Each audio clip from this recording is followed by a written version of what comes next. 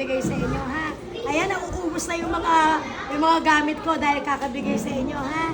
Kahit maliit na bagay yan, kailangan yung pasalamatan. Ngayon, ayoko naman na nagkalat yan sa bahay. Diba? Nagkakaroon ng alikabok. Ayan, binibili ko rin yan. Kahit mura, kasi mahilig ako sa mga accessories. Ngayon, ito naman, pinaglumaan ng mga anak ko ay ayaw na.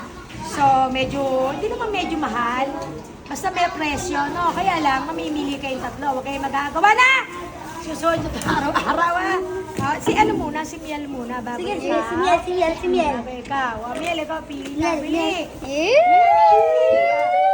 Dami na. Pili ka, pili. Miel po, kita dito. Ma'am, akin Teka muna, si Miel. Akin to, ma'am. Teka muna, papipili ko si... Huwag mong kukunin yung akin, ha? Ako, pipili kay, Rhea. Sige na, tsaka sa'yo. Gusto niya? Gusto mong pabango, meron din.